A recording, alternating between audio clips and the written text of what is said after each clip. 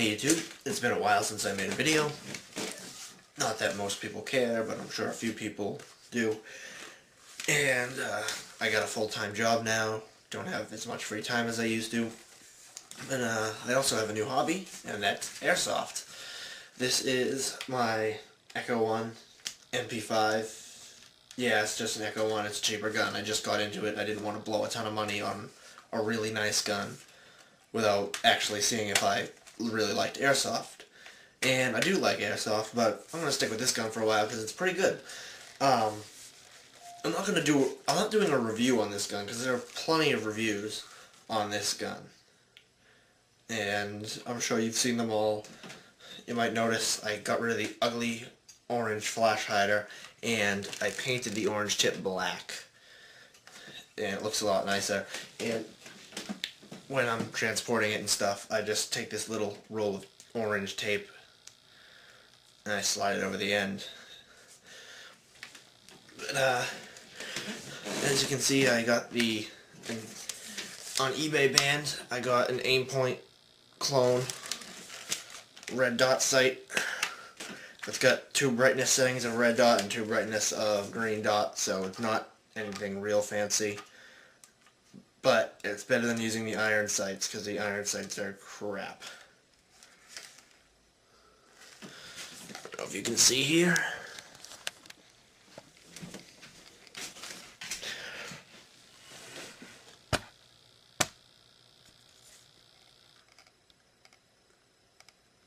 Red dot. That was on the brighter setting.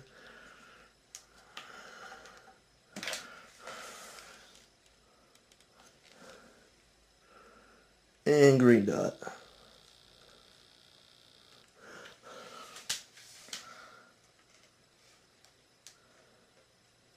That was actually on the lower brightness setting, but there doesn't seem to be much of a difference between the two on the green dot. Now, the thing I did want to talk about with this gun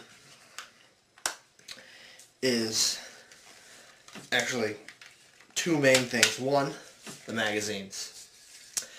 This is a mid-cap, 60 rounds, Echo 1 JG, same thing. Works good. 60 rounds is plenty.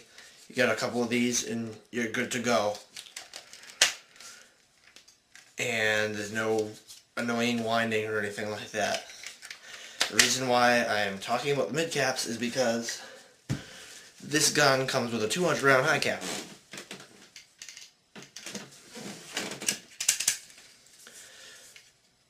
This.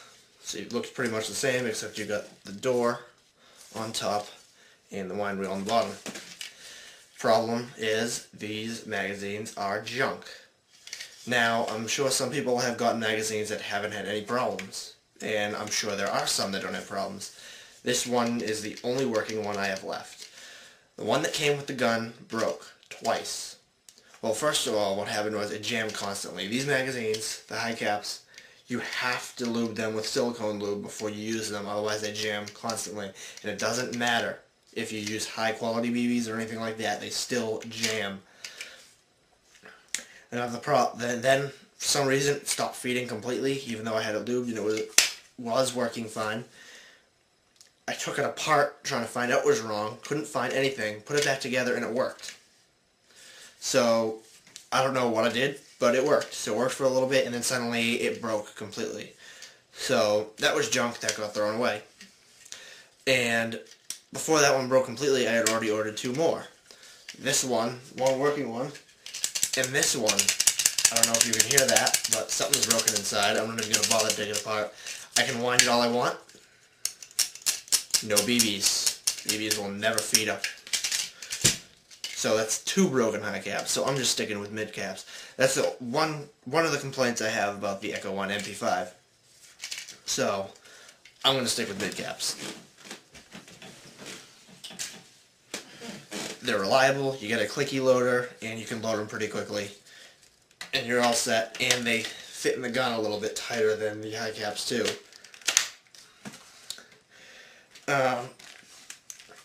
One other thing I wanted to talk about was the battery. this is a battery that comes with the gun. It's a 1500 milliamp hour NiCad. I've seen some people, they say it's not bad. The first time I used it, it wasn't bad. Like, it didn't have an insane amount of life, but it was decent. But then after I charged it the first time, and I did the whole thing, I discharged it, got it down to 1 volt per cell, and I charged it with a smart charger. For some reason, I can only go through like 1 high cap with this thing now, and it's dead. And even before it's dead, my rate of fire already starts slowing down like halfway through the magazine and everything. So, for some reason, after only 1 charge cycle, it's complete junk. I don't know if everybody has a problem with this battery, but I had the problem with this battery. And if you plan on going a full day with that gun, I'd suggest buying a better battery for it anyway.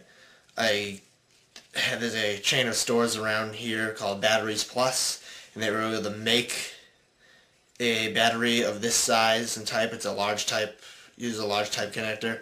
They were able to make a battery for me, 3300 milliamp hours, works great, lasts all day, and then some. This is if you get the MP5 A4 with the full stock. If you get MP5J or something like that with a retractable stock or folding stock or anything like that, you're going to have a mini type battery that's held in the handguard. I don't know how those batteries are. If they're anything like this, then I'm going to guess that they're just as bad, if not worse. Also, you'll notice somehow in shipping, this plastic got punched through a little bit, so I had to duct tape it up so it didn't get worse. But anyway, other than that, I don't really have any complaints about this gun. I ordered it from Airsoft GI. They used a ton of glue to glue that orange flash hider off. I had to grind it away with a Dremel enough that I could finally twist it and pull it off, because the locking mechanism was just completely glued in there wicked tight. But other than that, it's good. I played 3 games with it, chronoed at around 370, 375 with the .20s, which you don't want it to go much faster anyway. Echo 1's good about that, keeping it below what most of the field limits are. Field I go to, field limit's 400 feet per second. So, overall I'm satisfied. I just had a problem with the mags and the battery. So, keep in mind, if you are buying this gun, that you're probably going to have a little bit more cost than the price of the gun itself, because you're going to need more mags. Like I said, mid-caps, get mid-caps, and you're probably going to want another battery. I also did have a little bit of trouble at one point with the battery got stuck between the wiring and the stock, and it broke the wiring, and I had to fix that. That is probably just due, I probably shoved it in a little bit too far, so if you get this gun, just be careful with it. Other than that, I'm not going to go into a full review of this gun, because it's been done a bunch of times on YouTube. I just wanted to cover those few points that I felt needed to be touched on a bit more. And I also, when I had this gun apart once, people talk about the selector switch and the issues with it not clicking into safe correctly.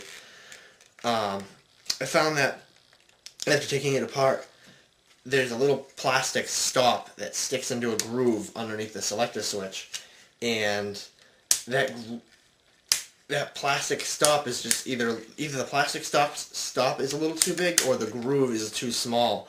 So just before it clicks all the way into safe, it hits that stop. So really, if you have your gun apart, you could grind part of that away a little bit, and then it'll click into safe just fine. And that's all I gotta say about the Echo 1 MP5.